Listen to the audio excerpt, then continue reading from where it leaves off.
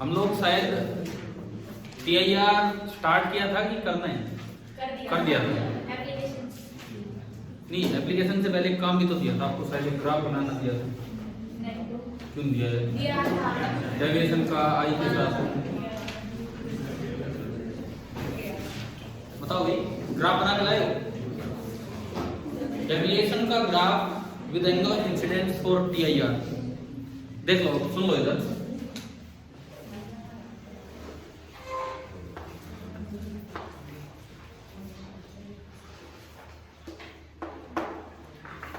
Zero से लेके IC तक तो क्या चलता है? रिफ्रैक्शन की रिफ्लेक्शन? रिफ्रैक्शन। और IC से आगे रिफ्लेक्शन। ये होता है। देखो, जब रिफ्रैक्शन चलता है और ये रेज आ रही है डेंसर टू रेयरर, तो R बड़ा है कि I? R बड़ा है। तो इस इलाके में तो डेविएशन का फॉर्मूला होगा R माइनस I। रिफ्लेक्शन में डेविएशन होता है 180 डिग्री माइनस 2I। समझ में आया क्या? दो अलग अलग एक्सप्रेशन है। ये ग्राफ बड़ा आसान है, ये तो बहुत आसान ग्राफ है। ये तो एक y equal to mx plus c type है। इधर देखो, इधर की मैं बात करूं, ये हो रहा है -2 इंटू I प्लस पाई। ये y, ये x, क्या ये y equal to mx plus c दिख रहा है हमें? इसकी स्लोप कितनी है? -2। और y इंटरसेप्ट कितना है? पाई। तो ये जहां भी कहीं होगा पाई,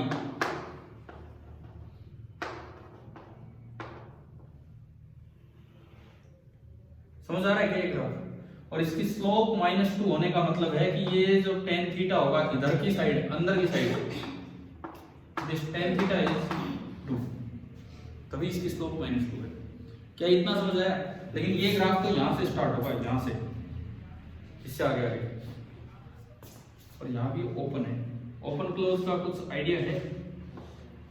क्योंकि IC पे भी रिफ्लेक्शन नहीं होता, रिफ्रैक्शन होता है ना। अच्छा, अब आते हो रिफ्रैक्शन की साइड। जब आपका I 0 था तो R भी 0 था। ये चीजें वो है जो पिछली क्लास में शायद समझा दी गई थी। I 0 था तो R भी 0 था, तो ये ग्राफ यहां से स्टार्ट होगा। और जब IC तो R था π/2, है ना? नहीं है ना? जब I था IC तो R था आपका π/2। तो हमने I को IC रखा तो R रखा π/2, तो डिवीजन कितना बना? π/2 minus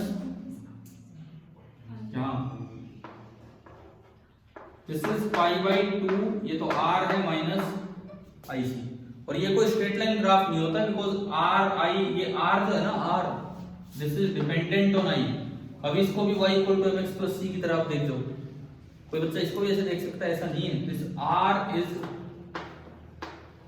dependent on I। This R is dependent on I। इसका मतलब है कि ये एक स्ट्रेट लाइन नहीं है।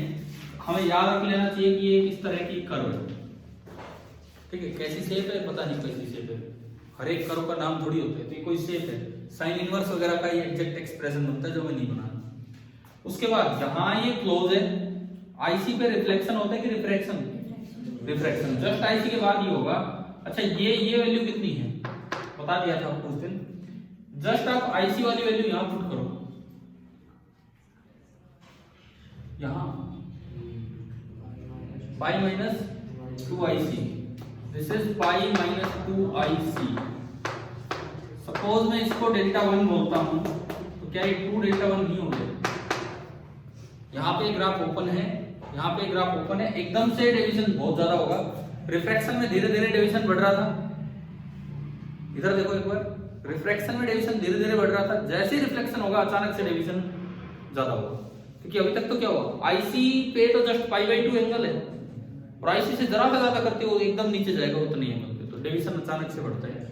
ये इसका ग्राफ होता है। यहाँ ये डिसकंटिन्यूअस ग्राफ है, इसमें ये पॉइंट क्लोज है, ये ओपन है। इस तरह से क्या मैथ्स में बनाते हैं ऐसे कभी क्लोज ओपन या कुछ, क्या बोलते हैं पता नहीं उस पॉइंट्स को।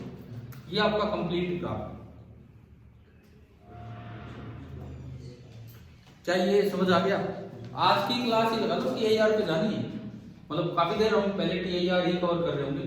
देखो, हम अपना जो नया 2020-21 का जो सिलेबस है उसके अकॉर्डिंग चल रहे हैं। अभी एक ही टॉपिक पढ़ा रिफ्रैक्शन वाला, जो सिंपल रिफ्रैक्शन। दूसरे पे हम आए AER पे। कल एक सवाल दिया था 16 हो गया, वो डिस्कस हो गया, ठीक है। और उसमें ये डिस्कस हो गया कि अगर एक से ज्यादा लेयर हो चुका ना, वो आपकी क्लास में डिस्कस, ठीक है। शायद मैं बता चुका हूँ कि इसकी वजह से अलग है, वो उस दिन बताया तो था शायद, केस स्टडी टाइप क्वेश्चन लेके हो गया है ना सभी को, ठीक है। देखो तो अभी आगे इसी में चलते हैं AER वाले काम पे। तो भाई ये हो गया आपका ये कंप्लीट ग्राफ। अब मैं ग्राफ से आगे बढ़ता हूँ, अब मैं इसकी एप्लीकेशंस क्या है। ये अगर NCERT बुक खोल रखी उसके बगल में बना सकते हो, इतनी जगह है, मार्जिन है बहुत ज्यादा कि आप वहां पे जहाँ TIR है वहीं बना सकते हैं कि ये कैसे ग्राफ है। ये सारी चीजें दिखाना चाहो तो ये पीछे बढ़ाओगे तो पाई पे जाएगा। ये स्लोप इधर से देखो तो ये tan थीटा 2 होगा। ये इसका कंप्लीट ग्राफ है इस तरह का। ये जो बुक में जो मार्जिन दिए रहते हैं ये इसीलिए होते हैं कि आप इनमें कोई रिमार्क्स डालें, अपना कुछ भी जहाँ यहाँ से पढ़ते चले और लिखते चले। कौन से पेज पे TIR? 319 पे TIR के जस्ट आगे है इतना गैप कि वहां भी बना सकते हो। अगर नहीं बनाया है कहीं और बना लिया है तो ठीक है। कल को एक किताब आपके छोटे भाई बहन पढ़े तो कम से कम उन्हें समझ में आ जाए कि हाँ भी इसमें ऐसा भी होता है। और बाई चांस आप भी पढ़ लो दोबारा तो अच्छी बात है, चांसेस कम होते हैं उस चीज के। चलते हैं हम अब TIR की एप्लीकेशंस स्टार्ट करते हैं। बुक के अकॉर्डिंग ही हम चलते रहेंगे। मैं बुक लाना भूल गया यहाँ पे, एक बार दिखा ना मुझे, यहाँ से देखता चलूंगा। ठीक है, इस साइड पेज नंबर 319 पे तो ये TIR ही एक्सप्लेन किया हुआ है। पेज नंबर 320 क्रिटिकल एंगल हमने निकाल दिया था, वैल्यू निकाल ली, हो गया, ठीक है। साइन IC था n21, मैंने कहा था n21 की बजाय हम याद करते हैं n rare upon n denser, उस तरह से याद कर देते हैं। अब देखो सम टिपिकल क्रिटिकल एंगल्स यहां दे रखे हैं। ये विद एयर है, water with air critical angle है 48.75 डिग्री। समझ गए हो क्या? अगर पानी में से रे आए और एयर एक रेयर मीडियम है तो ये इतने पे जाएगा। Crown glass, dense flint glass, diamond, इस पे देखो, इस पे किस तरह से सवाल बन के आ जाते हैं, उन चीजों पे चलते हैं, फिर आगे बढ़ेंगे। मिटा दो, ये हो गया।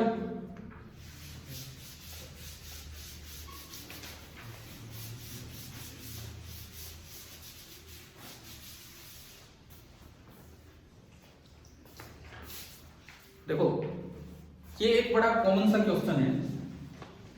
ये पानी भरा हुआ है, ये नीचे कोई पॉइंट है, ऑब्जेक्ट पॉइंट। मैंने उस दिन भी कहा था कि ऑब्जर्वर अगर यहां होगा तो उसको ये नजर नहीं आएगा, यहां होगा तो ये नजर आ रहा होगा, है ना। तो देखो किस किस तरीके से सवाल पूछा जाता है। मान लो यहां जाके और बस ये, अब ये रे बिल्कुल यूं हो चुकी है और इसके बाद तो रिफ्लेक्शन ही होना है। किस किस तरीके से सवाल पूछा जाता है। मान लो ये हाइट आपको दे रखी हो, डेप्थ h बोलो, हाइट h बोलो, जो भी है, यहां से पानी की हाइट h है, इस तरह से।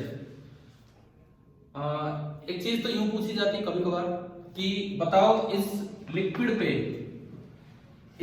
पे मैं एक डिस्क रखना चाहता हूं, एक ओपेक डिस्क रखना चाहता हूं, कितने एरिया की ओपेक डिस्क रखें कि आपको ये नीचे वाला पॉइंट नजर ही ना आए। तो भाई यही तो एरिया कवर करना होगा, क्योंकि उससे बाहर तो रे वैसे ही नहीं जा रही। या कभी कभार यूं भी पूछ लेते हैं ये कौन बन रहा है, कौन, इस कौन का ये वर्टेक्स एंगल बताओ या सेमी वर्टेक्स एंगल बताओ। इस तरीके से कैसे भी ये सवाल आ सकता है, ठीक है। ये कौन कैसा बनेगा, बिल्कुल ऐसे ही इधर भी होगा, ऐसे ही इधर की तरफ भी, पीछे की तरफ भी। तो क्या ये कौन नजर आ गया हमें, है ना। यूं भी पूछ लेते हैं इस कौन का semi vertex angle. Semi vertex angle मतलब ये पूरा तो वर्टेक्स एंगल होता है और ये क्या होता है, सेमी वर्टेक्स एंगल। या यूं पूछ लेते हैं कि यहां कितनी बड़ी ओपेक डिस्क रखें, उसका एरिया क्या हो कि ये चीज नजर ना आए। एक ही सवाल है दोनों, ये पूछे थी वो पूछे, ठीक है। या किस एरिया में से लाइट आ रही है उसका रेडियस बता दो, ये ऐसे ऐसे करके। अब इनको कैलकुलेट कैसे करना होता है, आपने यहाँ एक नॉर्मल डाला और ये बिल्कुल लास्ट एंगल एरिया जिसको हम क्या बोलते हैं, आईसी। ये डेप्थ आपको दे रखी है एच या डी, है ना। ये जो रेडियस है, मैंने मान लिया कि ये रेडियस कितना है, आर। ये रेडियस हमने माना कि भाई ये है आर, समझ आया। अब देखो अगर ये आर है तो आर कैसे आएगा, साइन, ये इधर का सपोज ये वाटर है, ठीक है, इसका कुछ रिफ्रैक्टिव इंडेक्स आपको दिया होगा, बाहर एयर है, एयर का कितना 1। पहले तो अपना साइन आईसी लिख लो, साइन आईसी कितना होगा n rare upon n denser, n rare 1।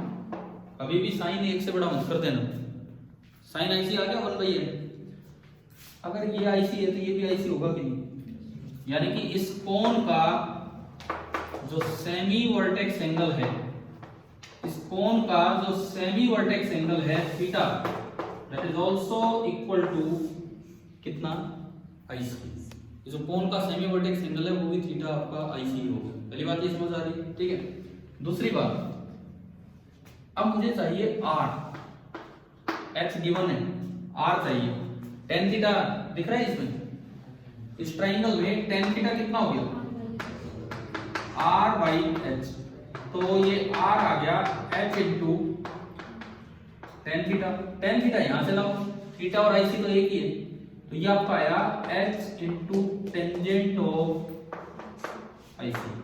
अब भाई अगर साइन आईसी पता है तो टेन आईसी कैसे निकाले, देखो ये सीधा हट है, ये आईसी साइन थीटा क्या होता है परपेंडिकुलर अपॉन, तो पाइथागोरस से ये आ गया under root n square minus 1, तो टेन आईसी कितना होगा 1 अपॉन परपेंडिकुलर अपॉन ये बेस, तो 1 upon under root n square minus 1। तो मेरे पास radius of the illuminated part आ गया भाई, जहां जहां से लाइट बाहर आ रही होगी, h upon under root n square minus 1। अब अगर आपसे पूछ लिया जाए, अब अगर आपसे पूछ लिया जाए कि कितना एरिया डिस्क का होना चाहिए ताकि ये कहीं से भी नजर ना आए, पाई आर स्क्वायर, समझ गए, पाई आर स्क्वायर, आर ये रहा। पूछ ले ये कौन बना है, इसका वर्टेक्स एंगल कितना है 2 थीटा 2 आईसी। पूछ ले इसका सेमी वर्टेक्स एंगल कितना है तो थीटा आईसी। इस तरह के 2-3 सवाल बड़े कॉमन होते हैं इनमें, जहां भी ये टीआईआर का यूज करवाते हैं, ठीक है। अभी मैं एप्लीकेशंस पे नहीं आया हूं, अभी तो मैं सिंपल चीजें आपको बता रहा हूं टीआईआर में किस तरह के क्वेश्चन आ जाते हैं। क्या ये समझ आ गया कि नहीं बताओ, ठीक है। चलते हैं अब इसकी एप्लीकेशंस पे हम पढ़ते हैं आगे।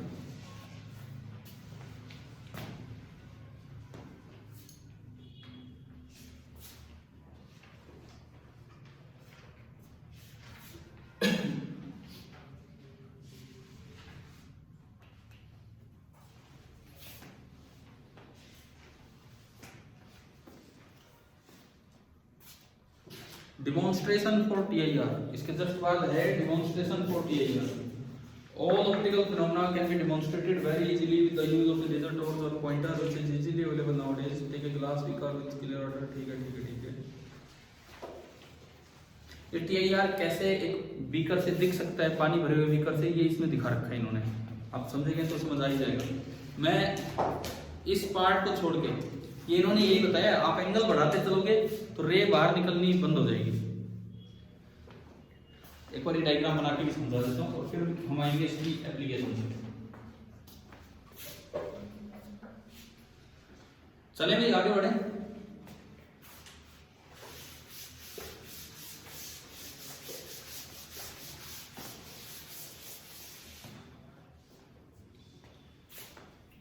देखो ये जो डिमॉन्स्ट्रेशन इसने दिखाया है ये क्या है कि ये कोई बीकर है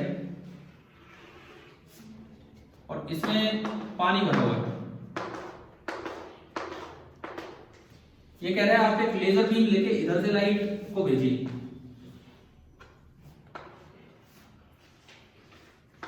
देखो लाइट बीम जा रही है, यहां पे ये किधर जानी है, रेयरर टू ना डेंसर टू रेयरर, तो ये कुछ पार्ट इधर बेंड होगा कुछ पार्ट हालांकि वापस रिफ्लेक्ट भी होते हैं, ऐसा नहीं होता कि सारा ही पार्ट बाहर निकल जाए। ये आप चेक कर सकते हो। आप पानी की भरी बाल्टी रखी है, ऊपर से एक बल्ब ऑन है मान लो, उसकी लाइट आ रही है, तो कुछ पार्ट अंदर भी जाते दिखते हैं, कुछ पार्ट वापस छत पे भी उसकी रोशनी बन जाती है, तो दोनों चीजें होती है। लेकिन अगर आप इस टॉर्च को धीरे धीरे इधर लाएं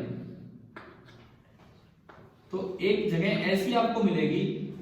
अब जब आप ये लाइट डालोगे तो नॉर्मल के साथ जो एंगल है वो IC से बड़ा हो चुका है, तो अब रिफ्लेक्शन ही होगा कंप्लीटली। ये बाहर वाली रे ही खत्म हो जाएगी और ये पूरी की पूरी रे इतने ही एंगल पे अंदर रह जाएगी। मतलब ये चीज तो आप खुद चेक कर सकते हो। पानी ग्लास बीकर में पानी भर के अगर लेजर लाइट है तो उससे समझ आ रहा है कि मतलब ये जो दूसरा वाला मैंने बनाया है सेकंड वाली रे, ये गई, लेकिन ये सारी की सारी अंदर ही रहेगी इस तरह का, ये बाहर बिल्कुल नहीं। ये इसने एक एक्टिविटी बताई है कि आप PIR कैसे चेक कर सकते हैं। ठीक है, चलो आगे। इसके बाद आता है इसकी नेचुरल एप्लीकेशंस क्या है। नेचुरल एप्लीकेशन और टेक्नोलॉजिकल एप्लीकेशन। नेचर में कहाँ दिखता है PIR और वैसे टेक्नोलॉजिकली ये कहाँ पे यूज होता है। मैं यार ये एक एक एक्टिविटी इसलिए पढ़ा रहा हूँ, पता नहीं कौन सी चीज पे वो सवाल बना के दे दें, फिर हम बैठे रहेंगे अगर हमें थोड़ा सा भी आइडिया नहीं है तो इस चीज का। ये जो natural application and technological application जो है, इसमें पहला लिखता है मिराज। क्या मतलब इस चीज का? ये जो हम नहीं, मैं एक सिंपल एक वर्ड अगर लिखूं तो आप इसको बोल सकते हैं ऑप्टिकल इल्यूजन। मतलब हमें दिखता कुछ है और होता वो है नहीं। आप ये बड़ी आसानी से ना, आपको रेगिस्तान में जाने की जरूरत नहीं है ऑब्जर्व करने के लिए, आपको रोड पे दिख जाएगा आराम से मिराज, बहुत आराम से। आप गर्मी के थोड़े दिन हो, है ना, धूप हो ठीक ठाक सी, गर्म रोड हो, रोड पे नहीं बैठना है आपको, गाड़ी में बैठना है। ठीक है, गाड़ी में बैठने वही सुनो, लेकिन गाड़ी में आप फ्रंट सीट पे बैठे और थोड़ा ट्रक में नहीं बैठना, गाड़ी में बैठना है। ठीक है, थोड़ा नीचे बैठो आप। सुनो, सामने कोई गाड़ी जा रही है, सामने कोई गाड़ी जा रही है, उसकी जो नंबर प्लेट वाला पार्ट है ना, आप देखना आपको रोड पे भी अगर आप निगाह डालोगे नीचे, उस गाड़ी से नीचे थोड़ा, तो भी आपको तैरता हुआ सा नजर आएगा और नंबर प्लेट जैसी चीज वहां पे नजर आ जाती है। ठीक है, जो उस गाड़ी की नंबर प्लेट जैसा जो पिक्चर होगी वो आपको, आप रोड की तरफ देख रहे होंगे, आपको जमीन पे भी वो नजर आ रही होगी इस तरह से। ये मिराज है, ऑप्टिकल इल्यूजन ही। मतलब वो चीज जो वहां है वो नीचे कैसे नजर आ सकती है? ऐसा नहीं है वहां नजर नहीं आएगी, वहां भी आएगी, लेकिन नीचे भी नजर आ रही है। तो अक्सर थोड़ा अगर कम दिमाग हो तो इसका मतलब ये ले जाते हैं कि शायद वहां पानी है। ये ऐसा इसलिए बोला जाता है, मिराज को मृग तृष्णा भी बोलते हैं। मृग तृष्णा मतलब कि जब जो हिरण होता है ये रेगिस्तान में प्यास के मारे इधर उधर भागता रहता है, जब ये यहाँ होगा इसको दूर का पेड़ ऊपर भी दिखेगा और नीचे भी, शैडो नहीं उसकी इमेज दिखेगी नीचे, due to mirage, due to TIR।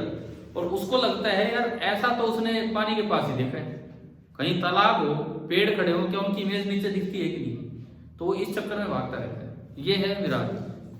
हम जो ये पढ़ते हैं ये होता है इंफीरियर मिराज। एक सुपीरियर मिराज भी होता है जो इससे और अच्छा दिखता है। पहले मैं इंफीरियर मिराज का डायग्राम आपको समझा दूं। इंफीरियर मिराज ये पेड़ है, ठीक है, ये ग्राउंड है, आप दूर है, आप दूर है थोड़ा, और ये क्या हो गया? ये पेड़ है। अरे भाई पेड़ है, ठीक है, सुनो, ये जो पेड़ है ये हमें यूं तो दिखेगा ही, इसमें तो कोई शक ही नहीं है, ये तो नजर आएगा ही आएगा। लेकिन हॉट सैंड के पास जो एयर है वो भी गर्म हो जाती है। ऊपर वाली एयर के मुकाबले ये नीचे वाली एयर थोड़ी ज्यादा गर्म होती है। तो ये कोल्ड एयर और ये नीचे हॉट एयर। हॉट एयर का रिफ्रैक्टिव इंडेक्स थोड़ा कम होता है, कोल्ड एयर का रिफ्रैक्टिव इंडेक्स ज्यादा होता है। तो जैसे ही यहां से कोई रे नीचे जानी थी, ये एंगल आई, अभी आई से जितना एंगल नहीं हुआ है, और ऊपर कोल्ड एयर वो मोर डेंस है, नीचे हॉट एयर वो थोड़ी लेस डेंस है। ऑप्टिकल डेंसिटी की मैं बात कर रहा हूं, तो डेंसर टू रेयर ये जाएगी तो किधर बेंड होगी? Away from the normal. ठीक है, धीरे धीरे उड़ती है, यूं एकदम से यूं नहीं, पूरा एक कर्व फॉर्म में चलेगी। अब ये एक ऐसी जगह आ गई जहां पे I becomes greater than I C, तो अब क्या होगा? अब ये इस तरह से हो जाएगी और ये भी इसको दिख रही है। मतलब क्या है, ये ऊपर देख रहा है तब भी पेड़ दिख रहा है, और ये नीचे देख रहे हैं, जैसे वो नहीं था, वो हमने पता नहीं वो पैराग्राफ भी यहाँ डिस्कस हुआ कि नहीं, सन 2 मिनट पहले 2 मिनट बाद, और उसकी ओवल शेप, ये डिस्कस हुआ था यहाँ पे। पढ़ने के लिए तो कहा था, पर हमने पढ़ा क्या, वो नहीं पढ़ा, तो मैं फिर थोड़ी देर में बताता हूँ। उसमें 2 बातें हैं, एक तो दिन की जो ड्यूरेशन है वो 4 मिनट बढ़ जाती है इस कारण से, और दूसरा सन की ओवल शेप, सुबह और शाम को सन एग्जैक्टली स्फेरिकल नहीं दिखता, दिन में स्फेरिकल होता है, वो हम वैसे नहीं देख सकते, लेकिन वो होता है स्फेरिकल, है ना, लेकिन सुबह शाम थोड़ा सा ओवल शेप बन जाता है, अंडाकार शेप का, तो उसका कारण भी वही है। चलो आगे अगर टाइम मिलता है थोड़ी देर में करेंगे डिस्कस, पहले इसको लेके चलते हैं, ये यार तो पूरा हो। तो ये ना एक पेड़, हल्का सा पेड़ हमें नीचे भी दिखता रहता है, ऐसा ही दिखेगा बस हल्का फुल्का, लेकिन इससे यूं अंदाजा लगता है यार इसकी इमेज नीचे धरती में तो बन नहीं सकती, यानी कि जरूर यहाँ क्या है, पानी है। पर कुछ साल लगातार हम देखते रहते तो हम समझ जाते हैं कोई पानी नहीं है, वैसे ही दिख रहा है। ये ऑप्टिकल इल्यूजन आपका होता है, mirage, this is called inferior mirage. ठीक है, क्लियर है? पता नहीं कैसे, लेकिन ये इंफीरियर है। अब आप ये तो सुपीरियर कौन सा है? फिर ऐसे कैसे पूछ रहे हैं? हाँ, तो मैं उसी का रहा हूँ ना, सुपीरियर मिराज क्यों सुपीरियर है, मैं उस पर आ रहा हूँ। पहले मैं एक बार वो जाऊँ तो सही वहां पे। चलिए, हम इंफीरियर मिराज आ गया समझ। आपकी बुक में एक ही दिया है, कहीं ये वर्ड नहीं यूज नहीं कर रखे, बस मैं बता देता हूँ आपको क्या है। चले मैं मिटा दे इस चीज को।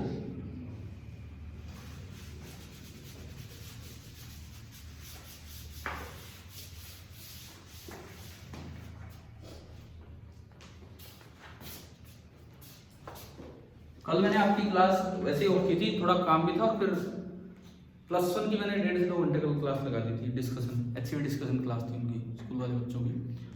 और एक्चुअली इस बार लगातार मतलब 20-25 दिन हो गए, हीट एंड थर्मोडायनेमिक्स पे बड़ी मेहनत की बच्चों ने, और हमने भी लगा लो साथ साथ। डेली होमवर्क दिया जा रहा था, डेली होमवर्क दिया जा रहा है एचसीवी से। मैंने उनको कोई शीट नहीं दी, कुछ नहीं दिया, एक ही किताब कराई है एचसीवी में, क्योंकि वो एक ही बुक से मैं क्वेश्चन देता रहा। यूं तो आप शीट ले आओ, उसमें 200, 250 सवाल, 500 सवाल मिल जाते हैं आराम से, लेकिन मैंने कहा था बस यही एक चीज पूरी करनी।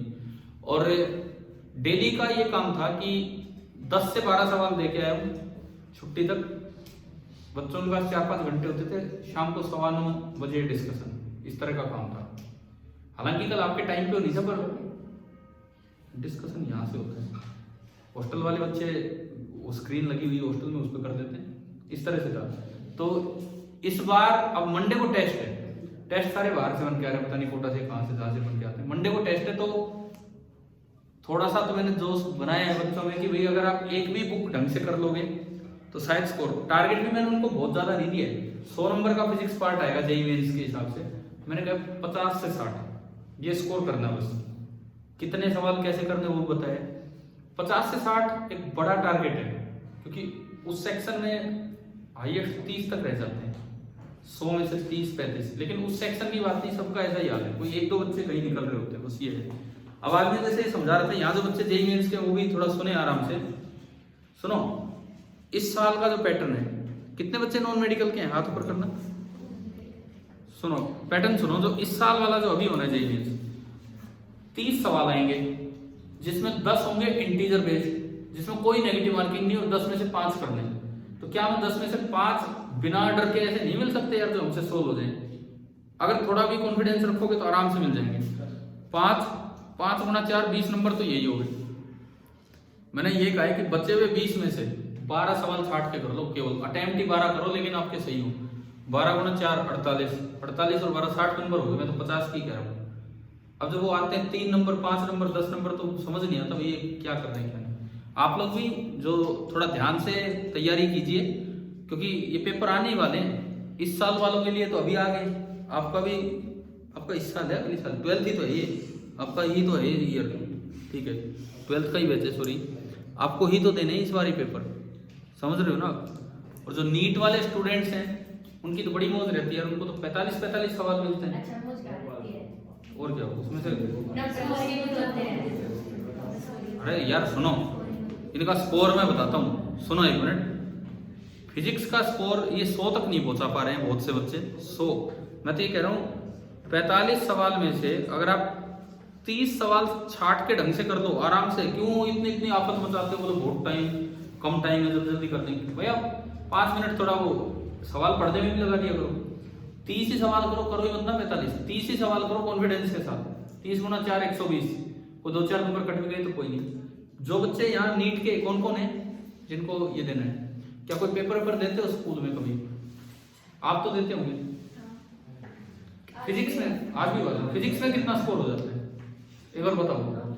मैं नाम थोड़ी दे रहा हूँ, कौन किससे बोल रहा हूँ, जल्दी बताओ कितना स्कोर हो जाता है। देखो अब ये अगर 30 भी सवाल छाट के करिए 120 के आसपास पहुंच जाए, शायद नहीं हो रहा ना, बस ये तो बता दो 120 तक नहीं पहुंच पा रहे काम, है ना। तो अरे भाई सुनो, ये जो कॉम्पिटिटिव एग्जाम्स है ना, इनका तमाशा तो हमने खुद ही बना रखा है। हम यूं देखते रहते हैं मेरे को तो सारे करने क्यों है, आप 1/4 तो करिए, आते तो करिए ढंग से। तो थोड़ा सा आप लोग भी ध्यान दें। और देखो नीट बोर्ड जेई कुछ अलग नहीं है, ये कह रहे हैं आज भी इनका पेपर हुआ। अब मुझे नहीं पता, हो सकता कोई ऑप्टिक्स पे कोई सवाल आया हो, आए थे एक ही आया था, फुल सिलेबस का था। अच्छा फुल सिलेबस का था, तो क्या तक एक आधा TIR पे भी अटक गया हो कहीं? नहीं था, एक ही था ऑप्टिक्स पे ही, मतलब रे ऑप्टिक्स पे था। ठीक है चलो कोई नहीं, अभी हम आगे बढ़ते हैं। दूसरा सुपीरियर मिराज क्या होता है, उस पे आइए आप। देखिए सुपीरियर मिराज क्या होता है। सुपीरियर मिराज में क्या होता है, उल्टा काम हो जाता है। वो हम यहां नहीं देख सकते क्योंकि जोड़ के ऊपर नहीं दिखता सुपीरियर मिराज, इसके लिए समुद्र तट के आसपास जाना होता है, इस तरह से होता है ना। तो देखिए ये कोल्ड सी है, दिस इज कोल्ड सी।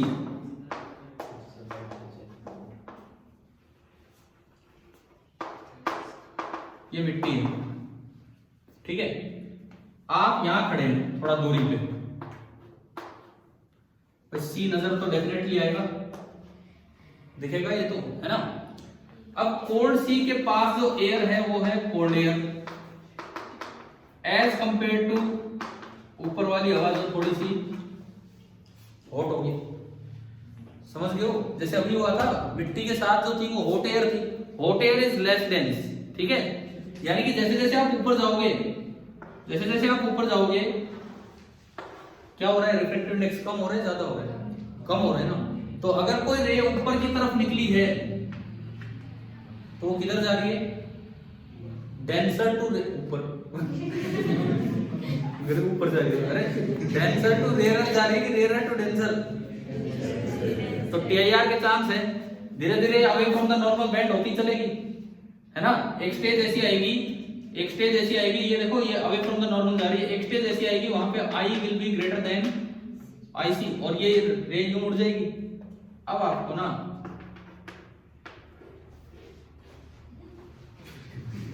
ये दिखता ऊपर, कई डर भी जाते हैं यार क्या है, कई इसको मरमेड का नाम दे देते हैं, कोई कुछ पता नहीं इसका मतलब ऐसे ही।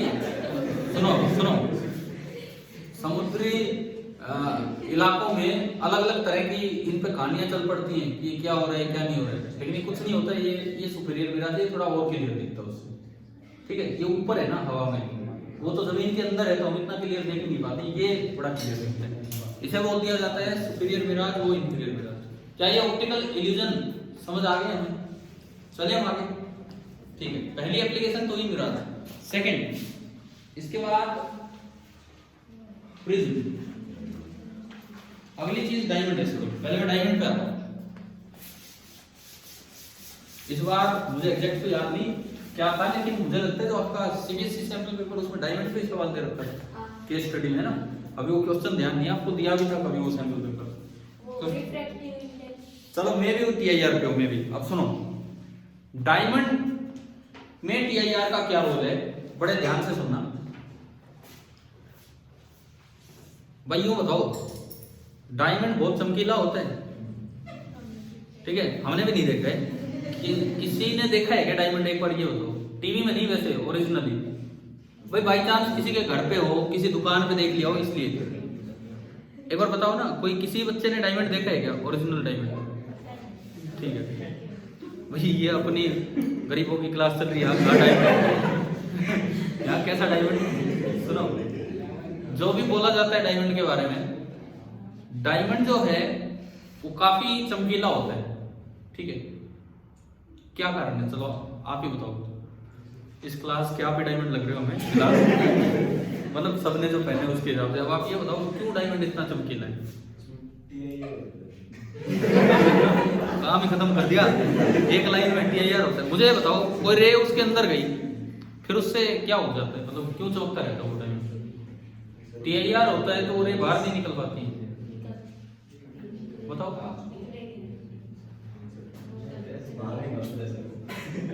अरे नहीं यार, एक बार इसको एक्सप्लेन करो। आदित्य यार सुनो, आप बताओ, ये सब तो मजाक में चल रहा है, आप बताओ।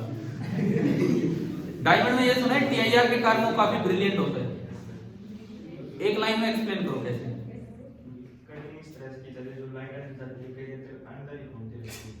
इसलिए वो चमकता रहता है, और जब लाइट बाहर निकल जाती है, जब उसकी चमक गायब हो जाती है। एक बार ये बताओ, लाइट अंदर घूमती रहेगी, वो चमकता रहेगा, थोड़ी थोड़ी देर में फ्यूज हो जाएगा, ऐसे थोड़ी है। सुनो, अच्छा मेरा सवाल, एक और सवाल मैं आपसे पूछता हूँ। एक डायमंड है, वो थोड़ा डल दिख रहा है, चमक नहीं रहा है इतना, तो मुझे उसे साफ करना चाहिए। टॉप फेस साफ करना चाहिए, आप ऊपर से देख रहे हो, टॉप फेस साफ करना चाहिए कि बॉटम फेस साफ करना चाहिए? ना यार, जवाब दो ना, मैंने पूछा है वो उस बात। ये बॉटम बॉटम जो बोल रहे हैं ना, इसलिए बोल रहे हैं कि टॉप तो हो नहीं सकता, जब पूछ लिया तो। सुनो, अरे कोई चीज टेबल खराब है, मैं उसके नीचे घुस के उसको साफ करके आऊंगा, ऊपर से साफ करूंगा, ये बताओ। सुनो, लेकिन अब देखो इधर सुनो, डायमंड, नेचुरल डायमंड बिल्कुल भी ब्रिलियंट नहीं है। नेचुरल डायमंड वो तो कोल का भाई है, वो बिल्कुल भी ब्रिलियंट नहीं है, पता है ना, कोल डायमंड ये सब। लेकिन उसकी कटिंग स्पेशल कटिंग की जाती है ताकि क्या हो, TIR हो। अब क्या मतलब उस TIR का हुआ, आप समझिए। मान लो ये मैंने कुछ स्पेशल कटिंग कर दी, कैसे भी करके, है ना, ये डायमंड कहीं रखा हुआ है, आप ऑब्जर्वर हो,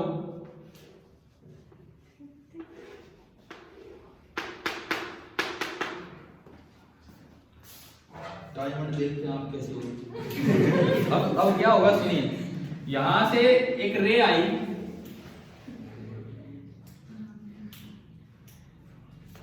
बताओ TIR होगा कि नहीं होगा? या इस बात पर डिपेंड करेगा कि IC से बड़ा है? बताओ, TIR डेफिनेटली होगा, डेफिनेटली नहीं होगा, या इस बात पर डिपेंड करेगा कि IC से? डेफिनेटली नहीं होगा, बिकॉज ये रेयर से डेंसर आ रही है, और TIR का होता है कोई चांस ही नहीं है TIR का, ठीक है। ये ट्रांसपेरेंट मीडियम है कि ओपेक? अभी तो सारी लाइट अंदर चल जाती है। ओपेक है कि transparent? Diamond transparent. Transparent medium में ज्यादातर लाइट अंदर चली जाएगी, थोड़ी सी लाइट बाहर आएगी। मान लो 10% लाइट बाहर आई है, 90% लाइट कहां चलेगी? अंदर, ठीक है। इसकी कटिंग ऐसी कर रखी होती है कि यहां जब आप नॉर्मल बनाओगे तो ये जो आई है this will be greater than IC, समझ आया? तो अब ये किधर जाना चाह रहा है? Denser to rarer, denser to rarer, तो क्या होगा? ये यार IC से बड़ा हो गया। अगेन ये इस तरह की स्पेशल कटिंग्स होती हैं, अगेन ही IC से बड़ा हो जाता है, फिर से क्या हो जाता है? TIR, फिर से ये I जो है वो IC से बड़ा हो जाएगा, और अगेन क्या होगा? TIR, लगातार ये TIR होता रहता है। अब लास्ट में जो टॉप फेस पे जब ये आता है उस वक्त जो एंगल ऑफ इंसिडेंस होता है वो लेस देन आईसी हो जाता है। इस तरह की मैथमेटिकल ज्योमेट्रिकल डिजाइनिंग होती है। अब बताओ अब टीआईआर होगा कि नहीं होगा। रे बाहर निकलेगी टुवर्ड्स द नॉर्मल बेंड होगी या away from the normal? Away from the normal. तो अवे फ्रॉम द नॉर्मल तो आप ही होगी। बची हुई 90% लाइट भी थोड़ी बहुत एब्जॉर्ब हुई तो हुई, वो भी आपके पास ही आ गई। मतलब अगर टॉप पे भी कोई फेस पे कोई लाइट आई है वो भी घूम करके ये आ रही है, इसीलिए डायमंड क्या है, ब्रिलियंट है। इसलिए नहीं कि वो लाइट इसके अंदर घूम रही है चमक रही है, वो नहीं चमक रही, वो हमारी आंख तक आती है तो हमें क्या दिखता है, वो ब्रिलियंट दिख रहा है। समझ आ रहा है क्या? ये रीजन है डायमंड की ब्रिलियंस का।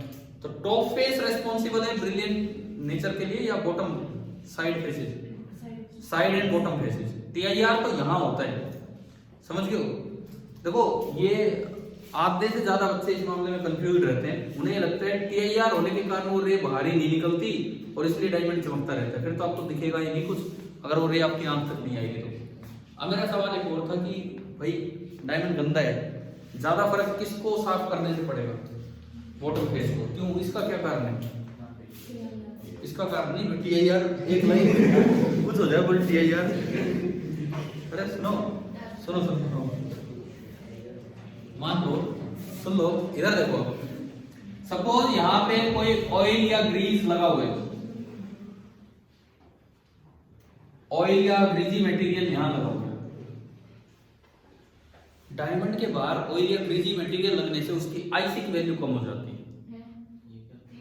कैसे कैसे? आईसी की वैल्यू कम हो जाती है। आईसी की वैल्यू कम हो जाती है, कारण सुनो इसका। Sine IC n rare upon, पहले बार थी एयर, एयर का रिफ्रैक्टिव इंडेक्स और डायमंड का मान लो ND, ND n for diamond, ठीक है। अब बाहर कोई ग्रीज आ गया, कोई ऑयल आ गया, तो अब नया IC sine I dash C. अब बाहर एयर नहीं है, n grease upon n diamond. एक बार क्यों बताओ, इन दोनों को कंपेयर कीजिए, जस्ट इन दोनों को हमें कंपेयर करना और कुछ नहीं। समझ में आ रहा है क्या? पहले साइन आईसी ये है, बाद में साइन आई डैश सी ये है। इन दोनों को कंपेयर करके बताएं कौन सा बड़ा है और कौन सा छोटा है। इसमें डिनोमिनेटर तो सेम है, न्यूमरेटर में इसमें तो 1 है और इसमें 1 से बड़ा है, तो ये वाली चीज बड़ी होगी। तो sine I C dash is greater than sine I C. It means IC dash is greater than IC। Cos होता तो उल्टा होता। मैं शायद शुरू में एक लाइन उल्टी बोल गया था कि ग्रीज लगने से IC की वैल्यू क्या बताई थी मैंने? कम नहीं, ग्रीज लगने से IC की वैल्यू ज्यादा हो जाती है। फिर नुकसान क्या हो गया? IC ज्यादा होने का क्या नुकसान है? मान लो पहले IC था 48 डिग्री, अब IC हो गया 50 डिग्री। पहले IC था 48 डिग्री, अब 50 डिग्री, तो जो रे 49 डिग्री पे इंसिडेंट हुई थी पहले, तो उसका क्या हो रहा था? टीआईआर, क्योंकि 48 से ज्यादा, लेकिन अब वो 50 से कम है, तो क्या अब उसका टीआईआर होगा? तो वो कुछ परसेंट लाइट बाहर निकल गई। क्या ये समझ आ गया कि नहीं? तो ब्रिलियंस ऑफ डायमंड जो भी था मैंने समझाया, आप ये देख लेना भाई। वो सीबीएसई ने इस साल क्या सवाल डाला है सैंपल पेपर में, डायमंड की ब्रिलियंस पे शायद केस स्टडी हो, ठीक है। मैंने आपको दिया था वो पेपर, नहीं दिया तो आपके ग्रुप पे डाला होगा, देख लेंगे हम, दोबारा डाल लेंगे उसको ना इस तरह से। चलो, ब्रिलियंस ऑफ डायमंड आ गया समझ।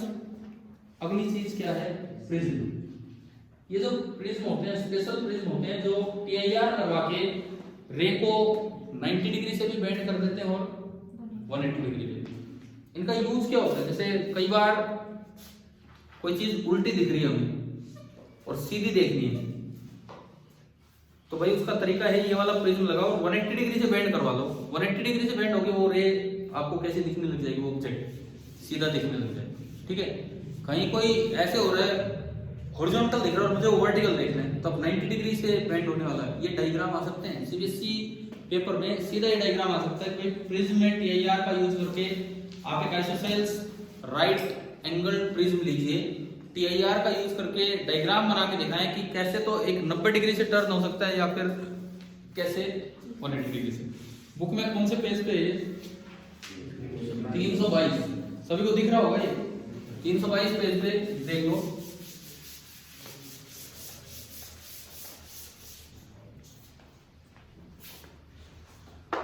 देखो 90 डिग्री से टर्न करने के लिए, 90 डिग्री से टर्न करने के लिए उन्होंने प्रिज्म को रखा कैसे? 90 डिग्री से टर्न करने के लिए उन्होंने प्रिज्म को कैसे रखा हुआ है? यूं रखा है प्रिज्म। कैसा प्रिज्म है ये? आइसोसेलेस, ठीक है। यहां कोई ऑब्जेक्ट है ए बी, मान लो ए बी। अब इससे कोई रे जाएगी, यहां से रे गई नॉर्मल इंसिडेंट तो सीधी निकलेगी। यहां आपने नॉर्मल बनाया, ये एंगल कितना होगा? ज्योमेट्री का यूज कीजिए। ये 90, ये 45, ये भी 45, फिर ये 90, तो ये भी कितना हो गया? शायद एयर ग्लास के लिए 42 के आसपास हो। टेबल में दिया है क्या कुछ ऐसा? पीछे टेबल मतलब कुछ भी है ना, 40 के आसपास ही है ना, 45 से तो कम है। तो भाई ये बताओ, ये एंगल आईसी से बड़ा हो गया कि छोटा है? बड़ा हो गया। ये एंगल आईसी से बड़ा है तो ये रे एज इट इज नीचे आएगी, और यहाँ नॉर्मल इंसिडेंस है तो यूं क्यों बाहर आ जाएगा। क्या ये समझ आ गया? ठीक है। दूसरा एक और रे ले ऐसे ही, वो भी सेम बिल्कुल ऐसे ही चलेगी, उसका भी यही हाल है, वो भी ऐसे ही बाहर आएगी। ये ए वाली रे थी तो ये ए, ये बी वाली रे थी तो ये बी, टोपी बी पे लगी है तो टोपी बी पे लगा दो। क्या 90 डिग्री टर्न हो गया?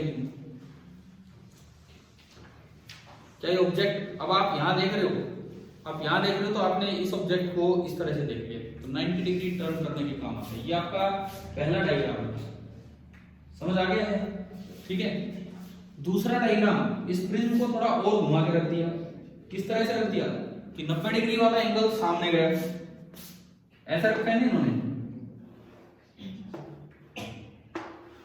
और ये एंगल 45। अब 2 बार TIR करवा के वो ऑब्जेक्ट को इन्वर्ट करवा के देख लोगे वहां से डायग्राम। ये बनाने आने चाहिए भाई आपके बोर्ड पेपर पे। मुझे याद है एक बार CBSE जो सैंपल पेपर देती है 1 साल का, एक जैसे इस साल का, उसमें डायग्राम पूछ रखे थे।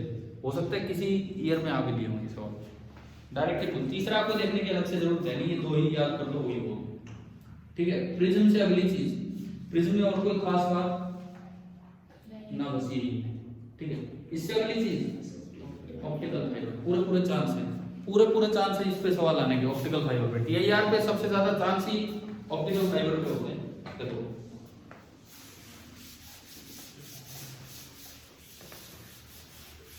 या तो डायमंड पे तो बाई चांस इस साल सैंपल पेपर में दे दिया तो बच्चों का ध्यान हो जाएगा इस टॉपिक पे, लेकिन ऑप्टिकल फाइबर पे भी पूरे चांस होते हैं। ऑप्टिकल फाइबर होता क्या है? सुनो, ऑप्टिकल फाइबर सिंपली क्या है, एक फ्लेक्सिबल सा पाइप है। चलो मैं क्यों इसे मुड़ा बनाऊं, मैं एक बार सीधा ही बना लेता हूं। ऑप्टिकल फाइबर क्या होता है कि एक फ्लेक्सिबल सा पाइप है जो इवन इतना इंपॉर्टेंट है, सुना बाईपास सर्जरी है कब करते हैं ना? चलो कोई बात नहीं। जैसे हार्ट अटैक आ गया, हार्ट अटैक भी आज के समय में कहते हैं कि बड़ी कॉमन बीमारी है।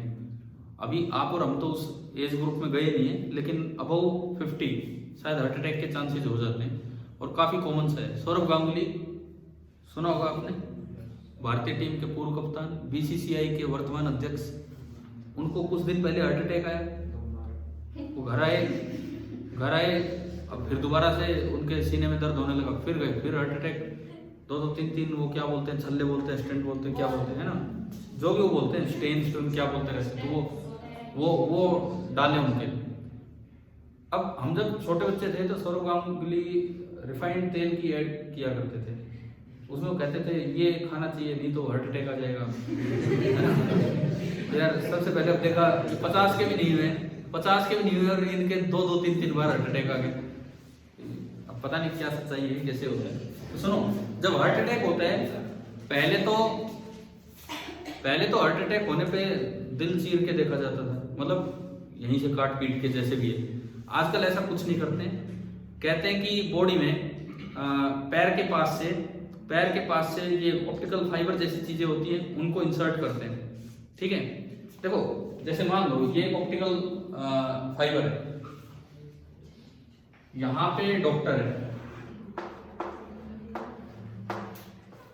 ठीक है, यहाँ जो भी है सुनो, तो ये देख रहे हो अब डॉक्टर को ऐसे थोड़ी दिख रहा है, वो तो कंप्यूटर से अटैच होंगे जो भी पार्ट होगा। सुन लो इसमें, तो यहाँ से कोई रह गई। ऑप्टिकल फाइबर का क्या यूज है, एक तो फ्लेक्सिबल पाइप है, तो बॉडी के अंदर की जानकारी सीधी बाहर तक हमें मिल जाएगी। इसमें कैसे कोई रे यहाँ से एंटर कर रही है, मैं इसको ऑप्टिकल फाइबर को थोड़ा और ठीक बनाऊं। अंदर वाले पार्ट को बोलते हैं कोर, इसके बाहर एक और पार्ट होता है, इसके बाहर एक और पार्ट होता है जिसको बोलते हैं cladding. This is known as cladding.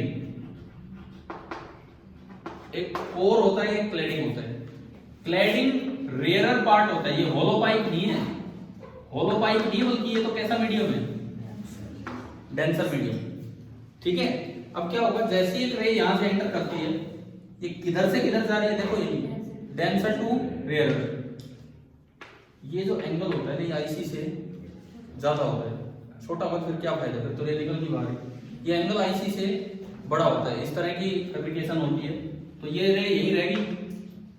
अब ये बार बार ये एंगल आईसी से बड़ा ही रहता है, अगर आई आईसी से बड़ा होगा तो हर बार टीआईआर होता रहेगा, और लास्ट में ये लो देख लो, ठीक है, तो ये यहाँ तक रे आ जाती है।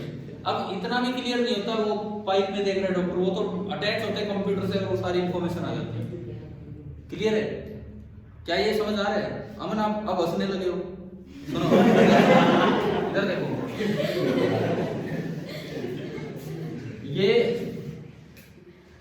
ये ऑप्टिकल फाइबर कैसे काम कर रहे हो तो हमें कोर क्लैडिंग से सीधा ही समझ आ गया। इसमें टर्म होती है बड़ी अच्छी सी टर्म, जिसको बोलते हैं एक्सेप्टेंस एंगल। एक्सेप्टेंस एंगल का मतलब है कि यहां से जो रे इंसिडेंट हो उसका एंगल ऑफ इंसिडेंस या तो कम हो या ज्यादा से ज्यादा कितना हो, एक्सेप्टेंस एंगल। अक्सर हम उसे थीटा ए से रिप्रेजेंट कर देते हैं, या तो कम हो या ज्यादा से ज्यादा थीटा ए हो, तो ही ये टीआईआर हो पाएगा। अगर आपने ये थीटा ए से बड़ा कर दिया, सुनो, अगर आपने ये थीटा ए से बड़ा कर दिया, इधर देखो, ये वाला एंगल आपने थीटा ए से बड़ा कर दिया, सपोज एक और रे में लूं, ये वाला एंगल आपने थीटा ए से बड़ा कर दिया, आई बड़ा होगा तो आर भी बड़ा होगा। समझ आ रहा है भाई? पहले कुछ आर था, पहले कुछ भी आर था, यहाँ पे आई बड़ा होगा तो आर भी बड़ा होगा। अब देखो आर बड़ा हो गया, पहले से बड़ा हो गया, ये दिख रहा है क्या? स्नेल्स लॉ, ये देखो, ये पहले ये वाली रे आ रही थी, पहले मैं येलो कलर की रे लेता हूं, देखिए इसका कुछ आई था और वो आई एक्सेप्टेंस एंगल से छोटा था, तो उसका आर भी तो छोटा था, ये समझ गए? अब अगर आपने आई बढ़ा दिया तो स्नेल्स लॉ के अकॉर्डिंग आर भी बढ़ेगा, क्योंकि साइन का, आई का भी साइन है उधर, आर का भी साइन है, साइन आई बढ़ा तो बदले में साइन आर भी बढ़ेगा। समझ गए? तो मतलब आर बढ़ गया। ये बताओ, ये येलो वाली लाइन तो अंदर ही रहेगी, रेड वाली लाइन आ रही है, रेड या जो भी कलर है, ऑरेंज ऑरेंज, तो सुनो, ये लाइन आ रही है, इसमें आई बड़ा है, मान लो आई इस एक्सेप्टेंस एंगल से भी बड़ा है, आई बड़ा होगा तो आर भी बड़ा होगा। आर बड़ा होगा ना, तो इस राइट एंगल ट्रायंगल में ये एंगल छोटा हो जाएगा। क्यों? एक एंगल तो फिक्स है 90, इसमें भी फिक्स था 90, तो दूसरा एंगल कितना बचेगा? 90 माइनस ये छोटा होगा, 90 माइनस आर बड़ा होगा, आर ही बड़ा होगा तो 90 माइनस आर छोटा हो जाएगा, तो आईसी से भी कम हो जाता है, और अगर वो आईसी से भी कम हो गया तो रे गई बाहर है, फिर तो डॉक्टर क्या फायदा, देखते रहेगा बेटा। समझ में आ रहा है क्या? एक्सेप्टेंस एंगल का क्या मतलब है? मैं एक बार फिर से दोबारा से डायग्राम थोड़ा क्लियर करता हूं आपको। देखो,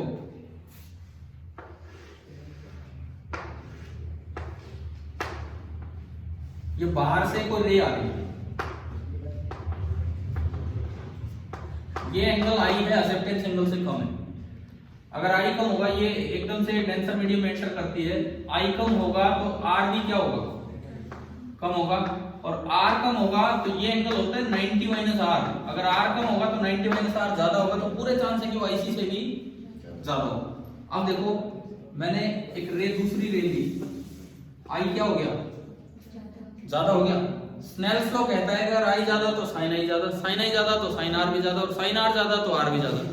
ठीक है, सुनो, ये भी बोलते रहते हैं, मैं भी बोलता रहता हूँ, आपको किसका समझ में आता है ये बताओ पहले हैं? तो फिर किससे, फिर आप क्यों बीच में बैठे हो?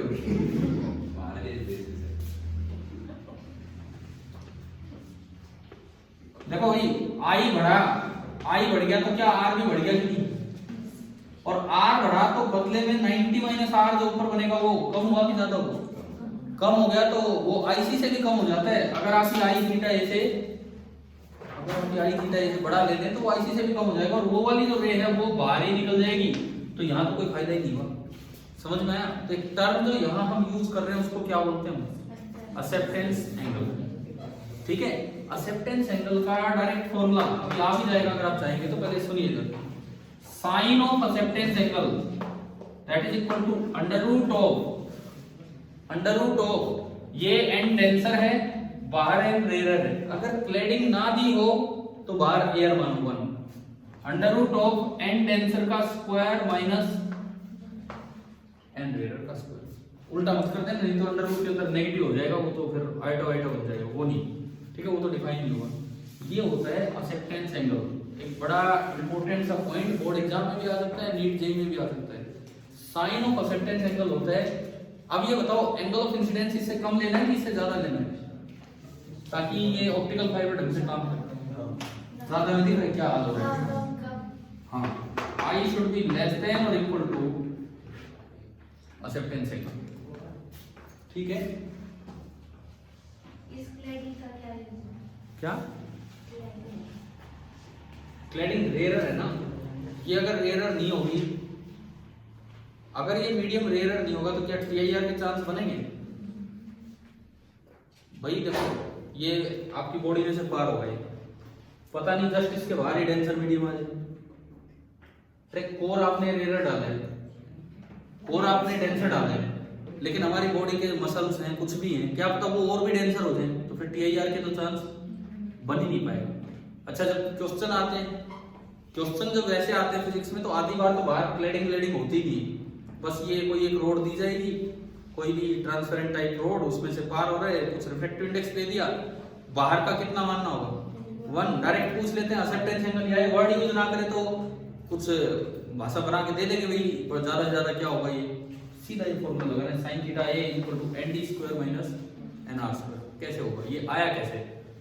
न्यूमेरिकल तो यार इतना सीधा है। सपोज यूं आ गया, इसका रिफ्लेक्टिव इंडेक्स है 3, बाहर का मान लो एयर है कितना 1, पूछे मैक्सिमम एंगल ज्यादा से ज्यादा की टीआईआर होता है, ये सीधा फॉर्मूला लगाओ ना, 3 का स्क्वायर 9 माइनस 1 8, 8 का अंडर रूट 2 रूट 2, तो थीटा a हो गया sine inverse of 2 root 2। Clear है?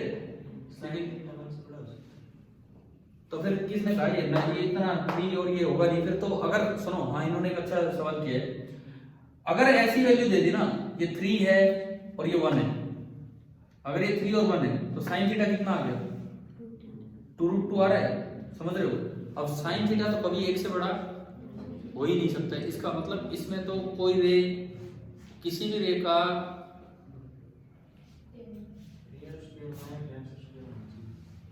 नेगेटिव करवाओगे हैं, rare square minus denser square negative नहीं हो जाएगा, अंडर रूट के अंदर नेगेटिव। फॉर्मूला तो ये है, हम अभी डेराइव भी कर रहे हैं, लेकिन इन्होंने जो सवाल किया है मैं उस पर भी आता हूँ कि मटेरियल इस तरह से सेलेक्ट करने पड़ते हैं। देखो अब इन्होंने वैल्यू दी, बाहर एयर लेने की बजाय अक्सर बाहर कोर इसीलिए डाला जाता है ताकि ये एक ऐसी वैल्यू आए जो फिजिकली पॉसिबल हो। अगर थीटा ये साइन थीटा ये 1 से बड़ा आ गया तो क्या कोई भी थीटा की वैल्यू आई क्या हमारे पास? इसका मतलब आपके लिए तो वो फायदेमंद नहीं है, किसी भी रेखा आप उसमें टीआईआर नहीं करवा पाओगे। समझ में आ रहा है? ठीक है, चलो मैं आगे बढ़ूं।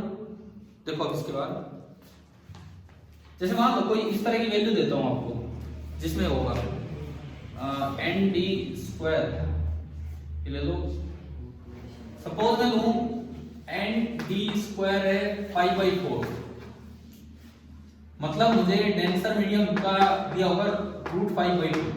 मान लो ये सवाल आ जाए, ये सवाल आ जाए कि रिफ्रैक्टिव इंडेक्स इसका √5/2 है और बाहर एयर है, अब बताओ एक्सेप्टेंस एंगल।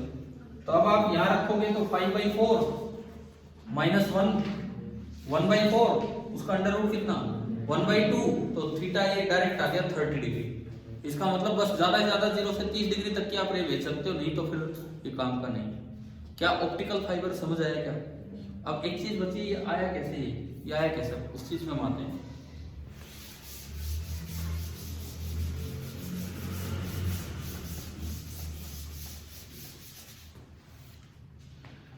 इसके लिए देखो ये कोर जिसका रिफ्रैक्टिव इंडेक्स ND और ये क्लैडिंग जिसका रिफ्रैक्टिव इंडेक्स NR, ठीक है। मैं वो स्पेशल केस ले रहा हूं थीटा ए वाला, जब आपने एंगल ऑफ इंसिडेंस कितना ले लिया थीटा ए। इस वक्त रे कुछ बेंड होगी टुवर्ड्स द नॉर्मल, और ये वो वाला स्पेशल केस है जब यहां पे एग्जैक्टली एंगल कितना हो गया आईसी। अगर आपने इसको थोड़ा और बढ़ा दिया, ये थोड़ा और बढ़ेगा, तो वो एंगल आईसी से कम हो जाएगा, तो ये रे बाहर चली जाएगी। तो लास्ट केस ले लिया हमने, ठीक है। अब देखो इसको मैं थोड़ी देर के लिए आर बोल देता हूं, और ये कितना 90। आप एक बार यहां स्नेल्स लॉ लगाओ, sir 1 into sin theta a and denser into sin r। चलो ठीक है, एक ये यहां पे IC sin IC की वैल्यू हमें पता ही होती है। sin IC कितना होगा n rarer upon n denser, ठीक है। तो यहां से cos IC कितना आ गया, क्यों निकाला अभी बताऊंगा। 1 माइनस sin IC का स्क्वायर, cos स्क्वायर थीटा होता है 1 माइनस sin स्क्वायर थीटा, तो 1 minus n rarer square upon n denser square, ये बन गया under root of n denser square minus n rarer square divided by n denser। क्यों निकाला cos IC, इधर आओ। क्या मैं r को 90 डिग्री माइनस IC लिख सकता हूं, है ना। तो चलो जी इसको बढ़ाओ आगे, 1 into sin theta a बराबर n denser into sine of r की जगह आपने रख दिया 90 degree minus IC। Sine 90 minus theta क्या होता है cos थीटा, तो आया n denser into cos of IC, और cos IC की वैल्यू ये बैठी है आपके पास। जब आप इसको यहां पुट करेंगे तो n denser से n denser कैंसिल हो गया, और ये क्या बचा under root of n denser square minus. यार इतना इंपॉर्टेंट पॉइंटर बच्चे अक्सर इग्नोर कर जाते हैं। ऑप्टिकल फाइबर बस वैसे ही देखे क्या है, ऑप्टिकल फाइबर में तो मतलब ये चीज है जो पूछी जा सकती है आपसे कहीं भी। बोर्ड, नीट, जेई तीनों के लिए बड़ा इंपॉर्टेंट पार्ट है। मुझे जहां तक लगता है कुछ सिलेबस में अलग से TIR के बाद TIR एप्लीकेशन एंड अलग से ऑप्टिकल फाइबर दिखा रहता है, क्या पता आपके बोर्ड वाले में मुझे लिखो, तो इसलिए भी ये एक इंपॉर्टेंट सा पार्ट है। चलो भाई अब ये बताओ कुछ समझ आया यहाँ तक, ठीक है। आज की क्लास हमने मेनली TIR पे ली है, ठीक है। हम एक क्लास एक टॉपिक पे दे रहे हैं, एक क्लास एक टॉपिक पे, इस तरह से चल रहे हैं। इनसे रिलेटेड आपको कुछ सवाल मिल जाएंगे, एक्सरसाइज ऑप्टिकल फाइबर पे ही है क्वेश्चन। हाँ उसमें हो सकता है यार कुछ साइन इनवर्स वगैरह की वैल्यू की जरूर पड़े, तो अब मुझे याद नहीं है तो देख लेना, क्योंकि एनसीईआरटी देता नहीं है। नहीं तो आप इनसे ट्राई करना। कौन सा है 17th है, 16th हमने कर लिया उस दिन, तो आज जाके एक ही है या 2 सवाल है ऐसे उसमें 2 बार। अच्छा, तो इस 17th अपना ट्राई करना, कहीं से साइन इनवर्स वगैरह की जरूरत पड़े तो देख लेना, नहीं तो अपना ही ट्राई कर लेना। तो ये चलो कोई नहीं, अब आप ये बताओ क्या TIR समझ आ गया आज, ठीक है। आगे हम कल देखते हैं। हाँ जी, ना NR, अरे तो देखो ये क्लैडिंग कहां तक है, पाइप के साथ साथ है ना, इसके बाहर तो एयर है, समझ गए हो, यहां नहीं वहां हो गए, और अगर उधर भी एयर है तो फिर ये बंद हो जाएगा। चलते चलते बस एक सवाल मैं वैसे ही पूछ रहा हूं, घर जाके सोचना इसको करना। एक ट्रांसपेरेंट रोड है, उसके बाहर एयर है, हर तरफ एयर है, उसका रिफ्रैक्टिव इंडेक्स क्या ले कि कोई भी रे अगर उसके फ्लैट पार्ट पे इंसिडेंट होती है, इधर वाले फ्लैट पार्ट पे, तो फ्लैट पार्ट से ही बाहर निकले। समझ आ गया सवाल? सवाल ये है एक ट्रांसपेरेंट रोड है, उसका रिफ्रैक्टिव इंडेक्स की रेंज कि भाई या तो इतने से ज्यादा हो या इतने से कम हो, उसकी रिफ्रैक्टिव इंडेक्स की रेंज क्या ले कि हाँ जी बस रुकने वाली है। ये तो अपने खड़े हो लिए सीट साट पे सामान उतारने लग गए, सुन ही नहीं रहे यार क्या है, इधर तो सुनो, सुनाओ। अब भी ध्यान नहीं दे रहे हो, है ना? देखो ये एक सिलेंड्रिकल रोड है, ट्रांसपेरेंट रोड है, इसका रिफ्रैक्टिव इंडेक्स या तो इतने से कम हो या इतने से ज्यादा हो, कोई रेंज आपको बतानी है ताकि इसके एक फ्लैट पार्ट पे चाहे ना कोई सी भी रे इंसिडेंट कर दो, कितने भी डिग्री एंगल पे 0 से 90 तक, वो फिक्स है कि कहां से बाहर निकल रही है, दूसरे से। तो ऐसा रिफ्रैक्टिव इंडेक्स क्या होगा? क्या ये सवाल आ गया है समझ? ठीक है, आप कल करके आए, कल फिर मिलते हैं हम शाम को। ठीक है, थैंक यू।